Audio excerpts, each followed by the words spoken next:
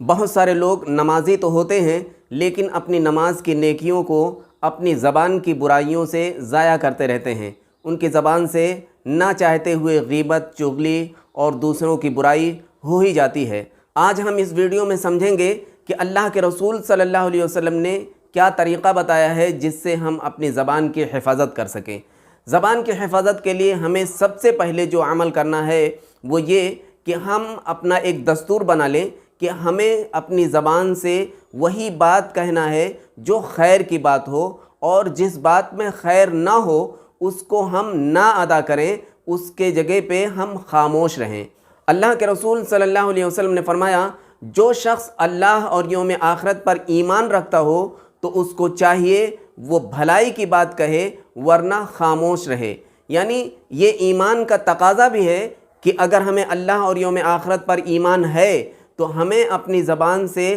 خیر بات ہی نکالنی ہے ورنہ ہمیں خاموش رہنا ہے۔ اب ہم کوئی بات کہنے سے پہلے اگر ہم اس میں بھلائی کی بات سوچیں گے، بھلائی کی بات ہی نکالیں گے تو لامحالہ ہم غیبت کرنے سے، کسی کی چغلی کرنے سے یا کسی کی برائی کرنے سے اپنے آپ بچتے چلے جائیں گے۔ اور دوسرا اصول یہ ہے کہ ہم اپنی زبان سے ایسی باتیں زیادہ نکالیں جس میں اللہ کا ذکر ہو، اور ایسی باتیں کم کریں جس میں اللہ کا ذکر نہ ہو۔ یعنی اللہ کے ذکر نہ ہونے والے کلام کم سے کم ہونے چاہیے اور اللہ کے ذکر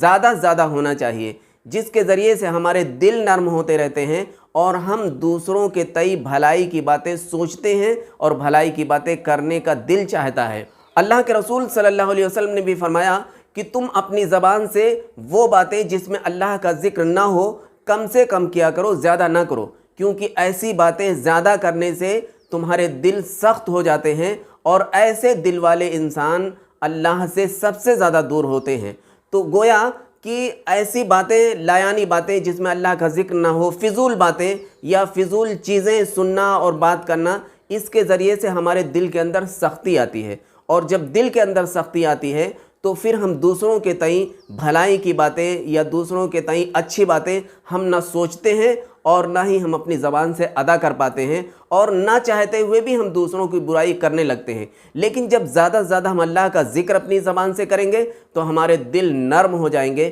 سختی ختم ہو جائے گی۔ ہم اگر کسی کے تئیں ہماری زبان سے کوئی بری بات نکل بھی گئی تو ہم فوراً چونک پڑیں گے یا ہم فوراً توبہ استغفار کر لیں گے۔ تو دوسرا اصول یہ ہے کہ ہم اپنی زبان سے اللہ کا ذکر زیادہ کریں۔ اس کے لیے ہم قرآن کی تلاوت کر سکتے ہیں، دینی کتابوں کا مطالعہ کر سکتے ہیں، یا ہم اسلامک بیانات سن سکتے ہیں، دوسروں کو اللہ کی باتیں سمجھا سکتے ہیں۔ یعنی وہ باتیں جس میں اللہ کی بات شامل ہو، اللہ آخرت کے بارے میں بات چیت ہو، تو اس طرح کی باتیں جب ہم اپنی گفتگو میں شامل کریں گے تو وہی باتیں ہمارے دل کو نرم کر دیں گی، اور یہ سب اللہ کا ذکر ہیں، اس میں ہمیں ثواب بھی ملے گا۔ اور تیسرا اصول یہ ہے کہ ہمارا جو خالی وقت ہے، جس میں ہم فرصت میں رہتے ہیں، وہ وقت ہمارا گھر کے اندر گزرنا چاہیے، باہر ہوٹلوں پہ نہیں، گپ شپ کرنے والی جگہوں پہ نہیں۔ فضول اوقات ہمارے گھر کے اندر ہونا چاہیے، گھر کے فیملی کے ساتھ ہم اپنا وہ وقت بتائیں۔ کیونکہ اللہ کے رسول صلی اللہ علیہ وسلم سے جب پوچھا گیا